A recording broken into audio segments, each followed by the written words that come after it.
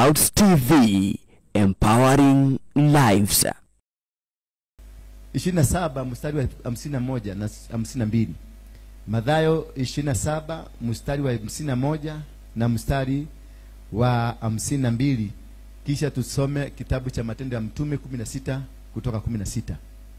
Hapo pazia la hekalu likapasuka vipande viwili, toka juu mpaka chini, inchi ikatetemeka, miamba ikapasuka. Bwana Yesu asifiwe sana. Mwambie mwenzako, miamba leo itapasuka. Miamba leo itapasuka. Maana bingu imeamurisha tetemeko la ardhi likuje. Yesu alikuwa amewekwa ndani ya tombu, ndani ya kaburi. Wakafunga mpaka na jiwe, wakamwekelea mpaka na jiwe, maana walisema mwisho wake umefika. Mwambie mwenzako, mwisho wa Yesu ulikuwa umefika. Mwisho, mwambie mwisho wa Yesu ulikuwa umefika. Bwana Yesu asifiwe sana. Wakati mwisho wako umefika, kumbe naye Mungu amepanga mpango mzuri wa kuja kunyanyua, kuja kutetemesha, kuja kuangusha ile miamba walikuwekea. Ile miamba wanasema wamekufunga ndani, maana walifunga Yesu ndani, wakawekelea jiwe. Wakasema nitwamulekelia. Pontius Pilato na wale wengine wakasema this is the end of this man. Bwana Yesu asifiwe sana. This is the end of this man. This is the end of this woman. Kuna mambo ambayo yanatendeka katika maisha yako. Kwako imefika mwisho. Kwako imefika mwisho. Lakini kumbe Mungu ako na mipango nyingine. Kumbe Mungu ako na nia nyingine. Kumbe Mungu ako na kitu amekipanga kipya. Alitaka wewe uishe ndio ainue mtu mwingine ambaye ni wewe aliye na utukufu wa mbinguni. God is creating something new. Anatengeneza moyo mpya, anatengeneza mipango mpya, anatengeneza njia mpya. Bwana Yesu asifiwe sana. Umefungwa na umewekwa kwenye kaburi. Umefungwa na umewekwa kwenye kaburi ambalo liliwekelewa jiwe. Yesu walimwekelea jiwe na wakasema wamemaliza. Timu nzima ya kina Pontius Pilate, timu nzima ya mfalme, timu nzima ya watu wale wa Masudasi na Wafarisayo, wote wakasema ya kwamba shida ambayo ilikuwa imeingia kwenye inji ambayo inaitwa Yesu Kristo tushaimaliza. Nataka nikwambie mtu mmoja hapa siku hii ya leo, kuna shida walitangaza uko nayo, kuna matatizo walisema uko nayo, kuna magonjwa walisema uko nayo, kuna umaskini walisema uko nayo, kuna ukosefu wa kazi walisema uko nao, kuna kudharauliwa walisema sasa wamekudharau, walisema wamekuondoa, walisema wamekuangusha, walisema wamemalizana na wewe. Kumbe wakati walimalizana na wewe, ni Mungu alikuwa amepanga binadamu wamalizane na wewe ndio yeye aweze kushughulika na wewe. Maana Mungu hawezi kufanya kazi ndani yako wa binadamu kama wamekushika. Mungu hawezi kufanya kazi ndani yako kama bado majirani wako pamoja na wewe. Mungu hawezi kufanya kazi ndani yako kama familia iko ndani yako. Mungu hawezi kufanya kazi na wewe ndani yako kama walimu na watu wa taifa bado wamekukamata. Lazima waondolewe. Lazima wakuzike. Maana wakati walikwenda Lazaro, dadake Lazaro alimwambia Yesu, kama ungekuwa hapa siku 4 zilizopita, huyu mtu angefufuka. Kwa hivyo walikuwa wamekata tamaa, wakajua ya kwamba huyu mtu hawezi, dagerio kareke, huyo mudo dagerio kanemo fufu. Yesu akamuuliza ako hapi, wakamwambia wacha hata kuenda huko, saizi ni siku 4 na already ananuka, already hayuko hai, ananuka. Na maana walijua Yesu ni mtumishi wa Mungu, ni mtu mkubwa. Hawakutaka asikie harufu ya mtu aliyeoza. Bwana Yesu asifiwe sana.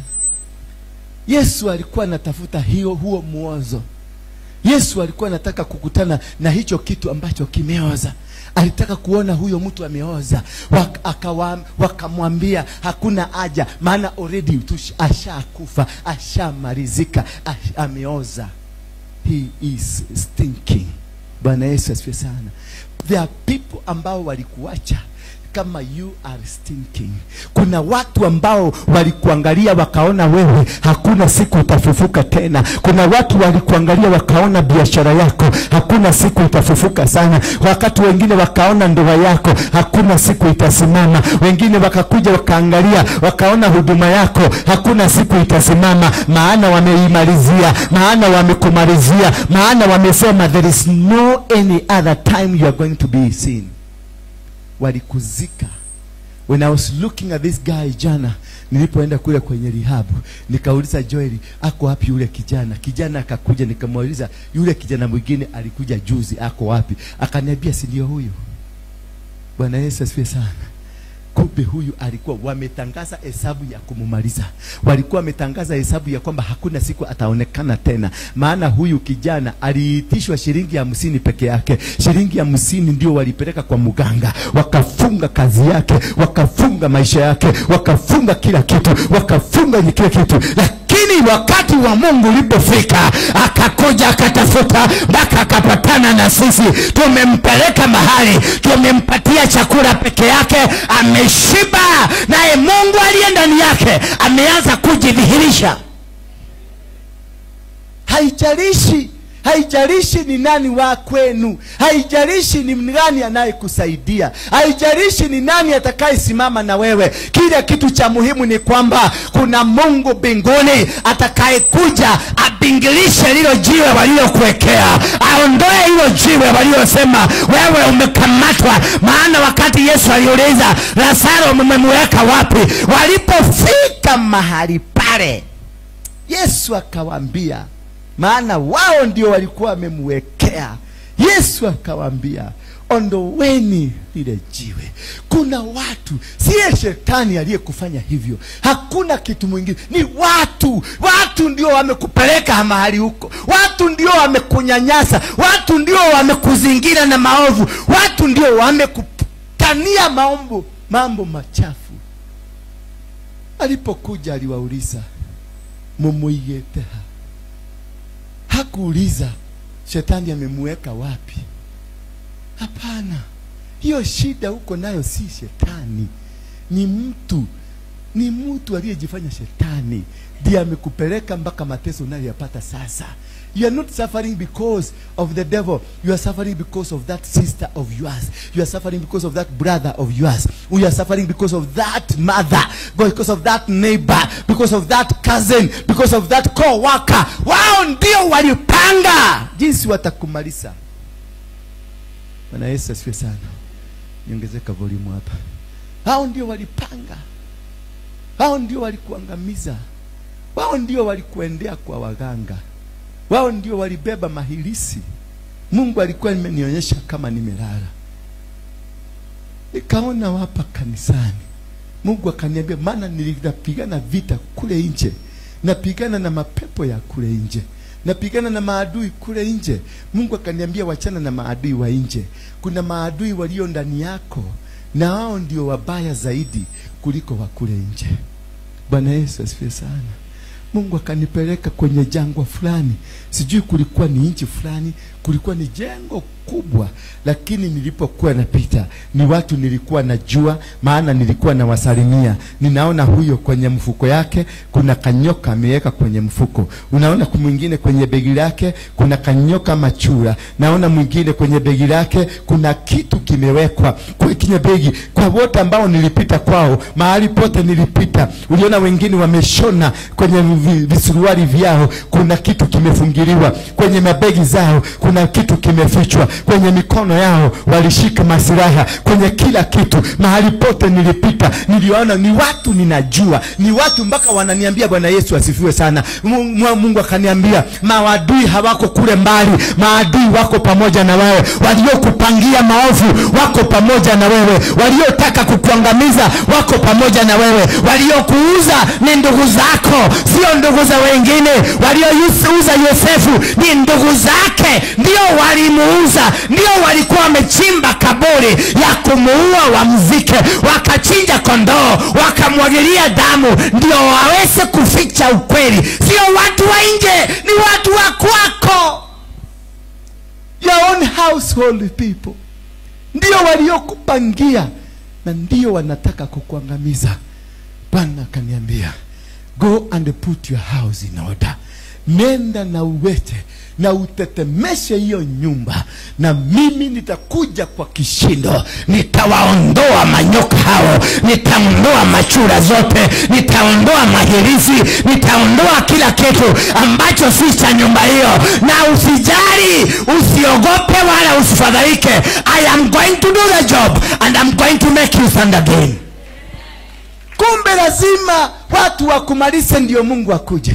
Lazima watu wakuinukie ndio Mungu akuje. Lazima uachane na marafiki ndio Mungu akuje. Lazima uachane na watu ambao unawaamini ndio Mungu akuje. Lazima uweke mizigo mingine chini. Musa akaambiwa, mahali umesimama ni patakatifu. Toa viatu kwanza. Vivue viatu zako. Toa. Lazima utoe viatu za wachawi. Lazima uondoe wachawi watakatifu. Lazima uondoe wachawi waokovu ambao wamekuja wamevaa mangozi ya mbuzi, kumbe ni mahayena, kumbe ni mafisi ambao wamekuja. Mnakaa na wao lakini plani zao ni kukuweka chini. Mnatembea na wao lakini plani zao ni kukuangamiza. Mnatembea na wao kumbe plani zao ni kukuwekea somo. Mnakaa na wao kumbe ndio waliochochea, ndio wanapanga kuanguka kwako, ndio wanapanga kuangamia kwako, wanapanga kusambaratika. Yesu akakuja akamuuliza, mumemweka wapi? Kisha wakampeleka kwenye kaburi. Walipofika pale, wakifikiria Yesu ni kitamu atatenda muujiza fulani, wakifikiria Yesu kuna kitu atafanya, akawaambia wao, akawaambia wao, liondoeni jiwe. Maadui wako wote na waamrishwe waondoe jiwe. Maadui wako wote na waamrishwe mahali popote walipo waliondoe jiwe waliloliweka juu yako. Akaambia, ondoeni jiwe. Walipoondoa jiwe, Yesu akifikiria ni mtu huru, akamuita Lazaro katoka ndani, akaamuka. Kwa mstuko wa Yesu, kumbe hata walikuwa wamemfunga. Kuna watu walifunga biashara yako, kuna watu walifunga ndoa yako, kuna watu walifunga huduma yako, kuna watu walifunga kazi zako zote. Hao bado Yesu akawakomanda, akawaambia mfungueni. Nyinyi ambaye mlimfunga mkisema ni maiti, mkisema amemalizika, akawaamurisha, akawaambia mfungueni. Na wote waliokufunga sasa hivi na waamrishwe mahali popote walipo wafungue biashara yako, wafungue ndoa yako, wafungue mwili wako, wafungue afya yako, wafungue chochote walichokifunga wachawi. Wafungue, maana walikufunga. Hao ndio walifunga kazi yako, hao ndio walifunga ndoa yako. Si shetani, ni huyo neighbor yako, ni huyo ambaye mlikuwa mnafanya kazi na yeye, ni huyo jirani ndiye aliyefanya mambo hayo. Yeye ndiye alifunga. Ulikuwa mtu wa Mungu lakini wakakufunga. Ulikuwa mtu wa biashara wakaifunga. Ulikuwa mwenye ndoa wakaifunga. Na wakaenda na wakafunga na kifuri, wakasema wamefunga maisha yako. Wakachukua nguo zako za ndani, wakachukua pesa zako, wakachukua nguo zako, wakachukua vitu zako, wakafunga na kifuri, wakasema maisha yako imefungwa. Kisha wakachukua kifunguo wakarusha ndani ya bahari na akomandi sasa. Maana Yesu alipokuja akakuta wamefunga, akawaamurisha katika jina la Yesu, waliofunga biashara yako, waliofunga ndoa yako, waliofunga maisha yako, na waamurishwe waingie mpaka kwenye bahari, wakachukua kifunguo kile wakufungue. Waingie huko wakufungue. Walikufunga na maroho ya shetani, maroho ya usherati. Ile kitu najikutanga ukifanya ni usherati, ile kitu najikutanga ukifanya ni kuishi maisha ya upweke, maisha ya masturbation, maisha ya gay na lesbian. Ni kurushiwa, walikurushia. Wanachukua mtoto kama huyu, wanamchukua akili zake, wanatoa mtoto akili, wanaweka watoto wao. Mtoto wako anaisha, mtoto wako masomo yake inaisha.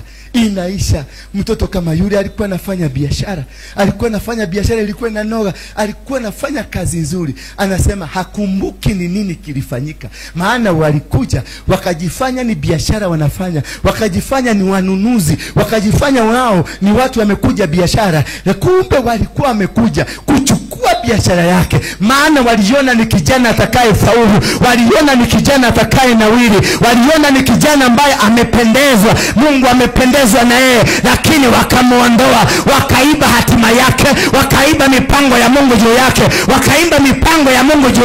wakaiba hatima, wakaibeba. Kijana akawachwa akifuta madawa, akawachwa akikula sigara, akawachwa akivuta bangi. Unasema mtoto wangu ni bangi anafuta, lakini walimroga, walifunga mtoto wako. Ndio maana anakunywa madawa, ndio maana anakula mafangi, ndio maana anafanya vituko. Hafanyi vituko kwa sababu anapenda, walimfanya hivyo. Huyo Yesu akiwa mbinguni ameamurisha sasa waliofunga mtoto wako wamfungue sasa. Ameregeshwa ubongo wake, ameregeshwa hatima yake, ameregeshwa vyote vilivyochukuliwa. Hiyo hatima walioichukua wakachanganya. Kuna mkolino mmoja aliniambia wenye wanafanyanga, wanachukua akili zako. Sinaona akili inakaa kama makongo. Sinaona makongo ile imetengenezwa, ile inatengeneza magunia. Ubongo kiwangalia ni kama makongo imewekwa pamoja. Wanaendanga wanashika ile makongo, wanaitengeneza kama ubongo. Wanachukua ubongo wako, wanakuweka makongo ndani. Ndio unakuta memory ilipotea. Bwana Yesu asifiwe sana. Unajaribu kukumbuka kitu ulifanya jana, hauwezi ukakikumbuka. Unajaribu kukumbuka ulienda wapi, hauwezi ukakumbuka. Maana walikutoa akili kwa kichwa chako, wakaweka makongo ndani. Kilicho ndani yako in the spiritual realm ni makongo, si akili. That is why watu wanasemaga Jerry wito ni akegire. Si kupenda kwa Jerry, si kupenda kwa Kenodia, si kupenda kwa Atieno, lakini walingoa, walitoa. Hebu jiulize sasa, watu wanauliwa Kenya, vijana wanauliwa, wale wote wameuliwa. Watu kama 7 kutoka ule Mjaruo Ajuang ni firstborn, aliuliwa ni firstborn and the only son. Huyu anaitwa Kemani mwenye amepigwa na rubber bullet ni firstborn, na afu ni yeye vijana. Kuna huyu mwingine alipigwa mwe kijana, ni jana manijuzi, na yeye pia ni firstborn. What is so important na firstborn? Ni nini? Ni roho gani hii inaitisha firstborn? Inua mkono wako juu. Inua tu mkono wako juu, useme katika jina la Yesu Kristo, firstborn hawatatolewa kafara. Firstborn hawatatolewa kafara Kenya. I refuse. Ninakataa. Bunduki ya polisi haitatumika kuua firstborn. Wakora hawatatumika kuua firstborn. Hata shuleni watoto firstborn hawatauliwa, hawatachomwa na mioto, hawatafanyiwa madhambi, hata hawataingizwa kwenye gay. Firstborn, sema firstborn. Ninakupatiana mikono ya Mungu. I release you to God. I protect you the blood of Jesus, that my firstborn wa Kenya hawatauliwa tena.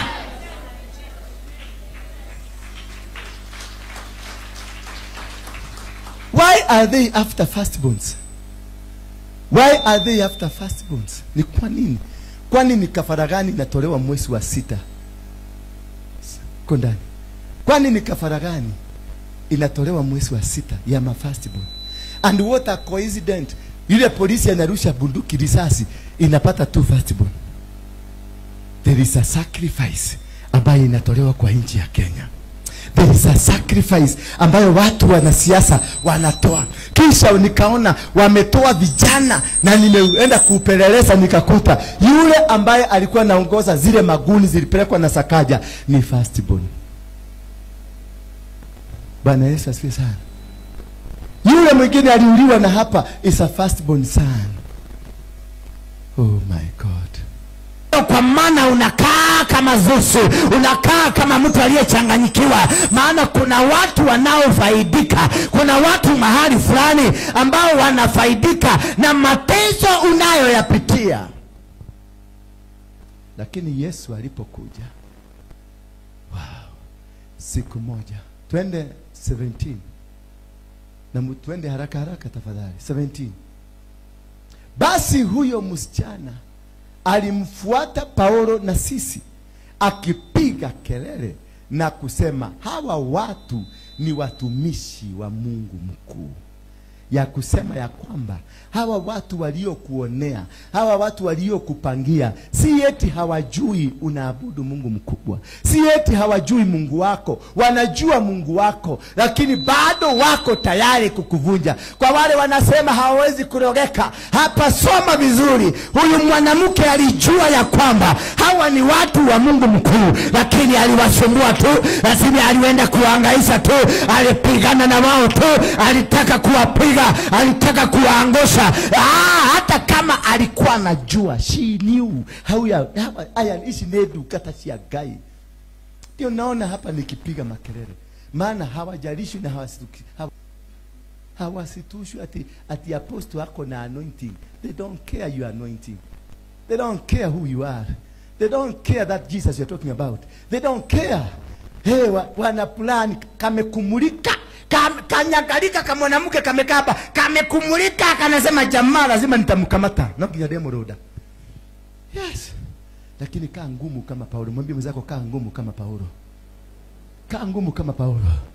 Haya, hawa watu, alafu akasema wanawatangazieni njia ya wokovu. Wanajua mpaka plani yako. Wanajua what you are doing. They don't care who you are. Wanajua who you are. They don't care. You must upgrade. Mwambie mwenzako upgrade. Yes, they are smarter. Wanakuelewa. They are ahead of you. Mashetani, they are ahead of you. Bwana Yesu asifiwe. Akawa anafanya hivyo kwa siku nyingi, and they are resilient. Hawachoki, wanafanya kwa siku nyingi, hawarudi nyuma, wanaendelea. Hijarishi watachukua siku ngapi, maana wanataka siku moja watakukamata wakuweke chini. Wanataka tu siku moja wakamate biashara yako waweke chini. Wanataka siku moja wakamate ndoa yako waweke chini. Ukiona kitu kinafanyika kwako kilianza kupangiwa zamani, ukiona biashara imeanguka, haikuanguka leo, waliipangia zamani. Kwa hivyo tunasema katika jina la Yesu Kristo, waliopanga biashara yako ianguke na waanguke mahali wako. Waliopanga ndoa yako ianguke na wasambaratike na waanguke na wakose nguvu katika jina la Yesu Kristo. Akawa anafanya hivyo kwa siku nyingi. Hata siku moja Paulo akakasirika. Sasa hapa ndio tunakasirika. Mwambie mwenzako nimekasirika. Mwangalie kwa macho yako, mwambie mimi si yule ulikuwa nafikiria, nimekasirika. Baka wakakasirika. Kuna mapepo ingine kuondoka kwako lazima ukasirike. Kuna mapepo ingine haiwezi kuondoka kabla hujakasirika. Paulo akawaambia get out in the mighty name of Jesus. Toka. Na pepo zikatoka baada ya makasiriko. Usikendelea kucheka na watu. Funga mdomo yako. Tia kuonagia ndo igego. Igego ilionagia ke. Igego leka atia. Nenda kagia itimo. Funga hiyo mdomo yako sasa. Na ukae serious. Kani kama nyangumi. Wacha waseme unakaa kama nyangumi. Funga mdomo yako, kaa serious. Na uambie no longer now I'm going to communicate with you. I am not going to have any entertainment with you. Sina kitu. Kama hakuna kazi tunafanya na wewe ambayo imetuleta pamoja, any other AOB hapa hakuna. Hatuna Babia AOB no longer needed here. It is only business. Our serious business. Other thing. Nikaamuru kwa jina la Yesu Kristo, mtoke huyu. Mara huyo pepo akatoka. Kumbe makasiriko inatoaga mapepo. Makasiriko saa zingine inangoa mapepo. kasirika kidogo. Ng'oa hiyo pepo na makasiriko. Iambie pepo toka. No wada watu wa independent wanakuwaga wamefaulu hivyo. Mtu mmoja wa independent aliniambia kuna ngoma 3, kwina ngoma 3. Sikudogo. Ngoma ya mbere iketagwo na miheo. Tagwana thini wale tole ya Yesu. Kora. Na inaondoka inasikia. Na kwina ngoma yako guthukiro. Wewe pepo toka. Nekauma. Na kwe ngoma ya njuguma, kwa nurwo njuguma. Unagogwa njuguma za mugongo. Ngoma inatoka. Watu walielewa, walijua siri. 10, 20 haraka. Walielewa hii maneno. Kisha wakawashtaki kwa mahakimu wakisema watu hawa ni Wayahudi na wanafanya fujo katika mji wetu. 21 tafadhali haraka. Wanafundisha desturi ambazo sisi raia wa Roma haturuhusiwi kuzikubali wala kuzifuata. Kundi la watu likakuja likawashambulia, na wale mahakimu wakawavua nguo zao kwa nguvu, wakaamuru wapigwe viboko. 22:3 baada ya kupigwa sana wakatiwa ndani. Hapo ndio nataka uelewe. Baada ya kupigwa, maana waliotaka kukumaliza walianza kukupiga, wakakudhalalisha, wakakutoa nguo ya uokovu. Sasa baada ya kupigwa wakakutia ndani. Wakatiwa ndani, na askari wa gereza akaamuriwa kuwaweka chini ya ulinzi mkali. Mapepo yaliyotumwa kwako, mapepo yaliyokuzingira yaliwekwa na yakawekwa kwako, yakaambiwa yaweke mlinzi mkali. Ndio umeona umejaribu kutoka hautoki, unajaribu kuenda hauendi, unajaribu kuzunguka hauzunguki, maana umewekwa kwenye ulinzi mkali. Walikuwa wamemweka Lazaro chini ya jiwe kubwa. Lazaro hata kama angevuvuka peke yake hangekuwa na uwezo wa kujitoa. Alikuwa amefungwa sana, hata kama angefufuka hangekuwa na uwezo wa kufunguka. Yesu alikuwa amemwekelea jiwe, hata kama angetaka kukuja peke yake hangeweza, maana bado alikuwa amewekelewa jiwe. Kuna watu wamekuwekelea jiwe, kuna watu wamekufunga sada, kuna watu wamekufunga miguu, kuna watu wamekufunga mikono, kuna watu wamefunga kazi yako, kuna watu wamefunga ndoa yako. Hawa watu wamefunga eti ya kwamba na wamehakikisha hautafaulu tena, hautaondoka mahali hapo tena. Wamemalizana na wewe. Kutokana na maagizo hayo, huyu askari aliwaweka katika chumba cha ndani. Sijui mama mnanielewa. Waliwekwa kwenye chumba cha ndani. Waliokufunga hawakukufunga kwenye chumba cha nje, wamekufunga chumba cha ndani, ndio usiweze na usifaulu kutoka. Pesa zako zimefungwa kwenye chumba cha ndani.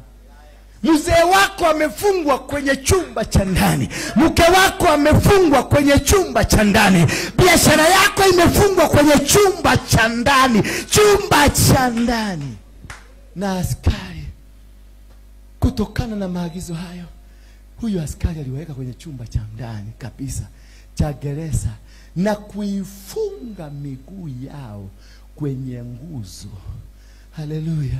Na kufunga miguu yako kwenye nguzo. Yani wamekufunga na nyororo, wafunga mikono na nyororo, wamekufunga na nyororo, kisha wamekufunga kule ndani ati hautakuwa na uwezo wa kutoka. Wamekuweka kule ndani ati hautafaulu kutoka. Wamesema hautoke, wamesema hautatoka. Walisema hautatoka. Nikio tulete miaka na miaka, umeenda makanisa 100, ukijaribu kutafuta mchungaji atakaye kusaidia, mchungaji anakuja chumba cha nje anaambiwa hakuna. Kumbe huko chumba cha ndani. Walikuroga wakakuweka chumba cha ndani. Bwana yako ambaye unamuonanga kwa ndoto yuko chumba cha ndani. Mke wake ambaye wako umekuwa ukimwona kwa ndoto yuko chumba cha ndani. Biashara yako imepelekwa chumba cha ndani. Watoto wako wamepelekwa chumba cha ndani. Ndio kwa maana wanavuta bangi, hauwezi ukajua. Wanavuta madawa ya kulevya, hauwezi kujua. Bwana yako anaenda kwa waganga, hauwezi kujua, maana amewekwa chumba cha ndani na wewe uko kule nje. Sijui kama mnanielewa. Yani umewekwa chumba cha ndani. Uimbaji wako umewekwa chumba cha ndani. kisha umefungwa, uimbaji wako umefungwa na nyororo mule ndani. Ndoa yako imefungwa na nyororo mule ndani. Walipeleka certificate yako, wakapeleka manguo zako, maandawaya zako zimefungiwa kwenye chumba cha ndani. Ndio kwa maana hauna uwezo wa kufanya jambo lolote. Hauna kitu ambacho kinakusaidia kuona. Maana ni lazima uingie kwenye chumba cha ndani uweze kuchambua, kujua ni nini kimekukamata. Bwana Yesu asifiwe sana. Hai. Karibu na usiku wa manane. Sasa nataka kuambia hapa, nataka kuona watu wakisimama. Tukifika hapa karibu na usiku wa manane. Usiku wa nane?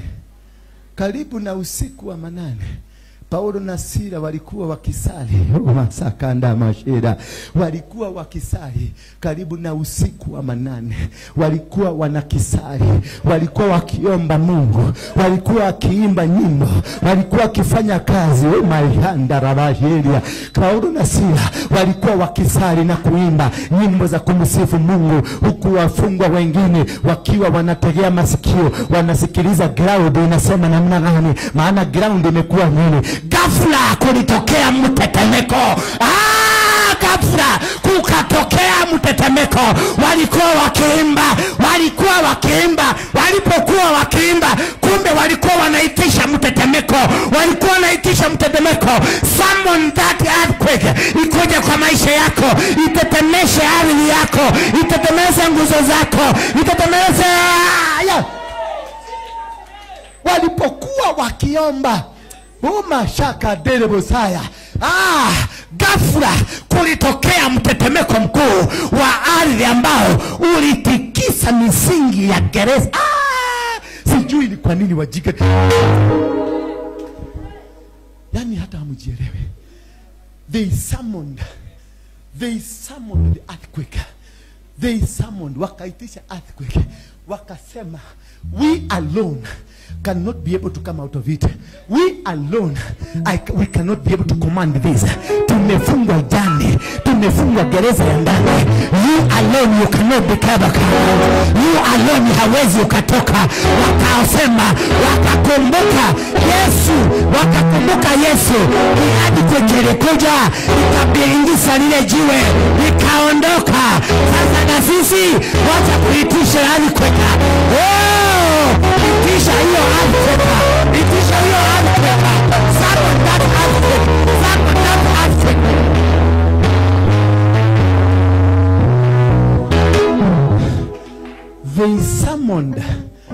They summoned the earthquake.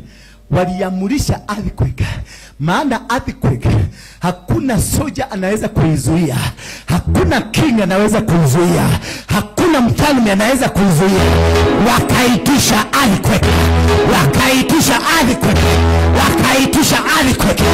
Ikakuja, ikakamata misingi ya gereza, ikakamata nguzo za gereza, ikakamata pawa za gereza, ikakamata minyororo ya gereza. Gereza ikabomoka na kila kitu. Zikaanguka. Ikabomoka.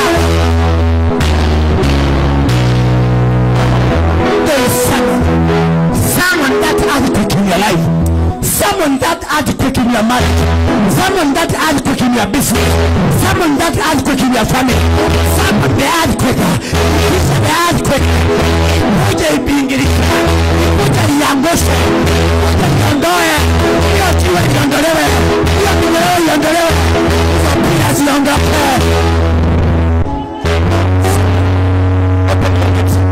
Open the floor of your mind.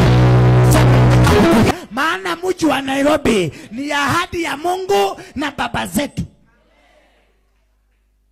Na ndiye ameniambia, nilikuwa na agano na baba zako. Mji wa Nairobi umetekwa nyara na Hagai na watoto wake. Wameteka mji wa Nairobi. Hagai na watoto wake wameshika mji wa Nairobi. Sasa nimeambiwa kumbe Hagai ndio Wajebusi. Kumbe watoto wa Hagai kumbe ndio Waamori. Kumbe watoto wa Hagai ndio wa Girigashi. Kumbe watoto wa Hagai ndio wa Peruzi. Kumbe watoto wa Hagai ndio wa nani? ati Levite, Wahivite, alafu tena Wahiti. Kumbe watoto wa Hagai ndio wamekuletea mabomu. Kumbe watoto wa Hagai ndio wameuza heritage yako. Kumbe watoto wa Hagai ndio wamekamata mji, ndio revival isingie. Bwana kaniambia, kanyagisha miguu yako Nairobi, kanyagisha miguu yako uende mpaka National Archive. Nimekufungulia milango. Lango lango. Lango limefanya nini? Lango limefunguka. Kama bado uko kwenye mapango, na kuambia kama bado uko kwenye mapango yale yalikuwa umefungiwa, wewe ni uko peke yako, maana mlango wa jela umefunguka, madirisha ya jela imekufunguka, minyororo ambayo ilikuwa imekufunga imefunguka. Mji wa Nairobi umerudishiwa Kristo. Mji wa Nairobi sasa uko kwenye mikono ya Kristo. Watoto hawatauliwa tena, bangi hazitauzwa, madawa hawatauza, watu mesambaratika, hawatachukua udongo wetu, maana Mungu ameuregesha mikononi mwetu. Yes. Sisi si ma prophet. We are not prophets. We command. Prophets wanasema kutakuja kukua. Sisi hatuogoji kukue. We command. Masaa ya maprofeti imeisha. Ambia mwenzako masaa ya maprofeti imeisha. Sasa ni masaa ya makomanda. Sema makomanda. Sasa ni masaa ya nani? Ya makomanda, kukomanda. Hello, ni masaa ya kukomanda. Ni masaa ya kusema, na kusema kitu kinafanyika, na kusema kitu kinatendeka. Kama walikuwa wamefunga wanakufungua, kama walikuwa mkungujaja unarudishwa, kama walikuwa wanataka kupiga unawapiga. Ambia hao maprofeti sasa, kaeni chini, ofisi yenu imefungwa. Mambo ya kuambia ati nimeona kutakuja kukua, kutakuja kwenda, hiyo imefungwa. Sasa ni kuingia ikulu. Kuingia nini? Tukisema kesho ni kuingia ikulu, ni kuifanya nini? Ni kucommand. Ambia Ruto, I command you in the mighty name of Jesus. Funga virago uende Sugoi.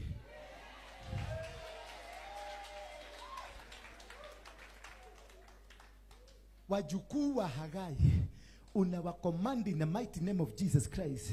Achana na mali ya Sarai. Mnanishikanisha? Are you arresting? Are you arresting the situation?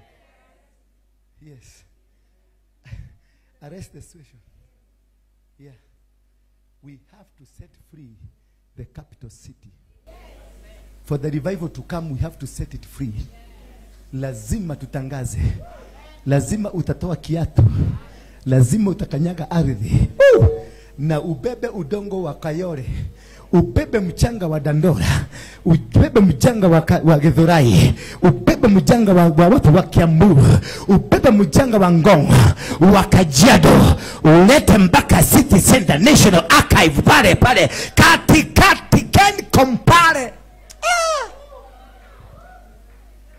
We decree and declare that Nairobi for Christ, yani Yesu, tumuinue, tumufanye mfalme wa Nairobi. Yesu, na tumusifu pale. Na hakuna kuhubiri. Wewe usiende kuhubiri huko. Ukageria gushuhura ha iguru ta kindu kingi. Ni kuabudu, ni kupiga nyimbo baka milango. Hado raigwa Paulo ni mahujirie. Hado Silas mahujirie. Waliipa baka milango ya gereza ikafunguka. Waliimba milango ya gereza siku 3 za kuabudu Mungu. Stories za Bible weka kando za kuhubiri ati Bible says. No. It is now we are communicating with the owner of the Bible. We are communicating with the owner. We have the mandate sasa kusema Nairobi iko mikononi, kusema hakuna michafuko Nairobi, hakuna mtoto atauliwa Nairobi, kusema duka zitauza, kusema kusema baa zote za Nairobi capital city zimefungwa na zinafungwa. Hallelujah. Kusema hizo nyumba zikuwe na makanisa. Afadhali tukue na kanisa hapa, kanisa ingine, kanisa zimeshikana laini. Mpaka inafika wakati naenda naambia pastor huyo mwingine, si unigawie watu 5 maana kumepuguka. Yes. That is what we are now. Tumeingia hapo. Tumeingia nini? Tumeingia hapo. Hau ni hotori. Friday, Saturday, Sunday. Sasa wale watu wanaobaga, wale wanafanya nini? Kutoka sasa. Kutoka lini? Kama wewe unajua kufunga, kutokula na kukunywa, tunaenda vita. Tunaenda kung'oa mfalme. Hello.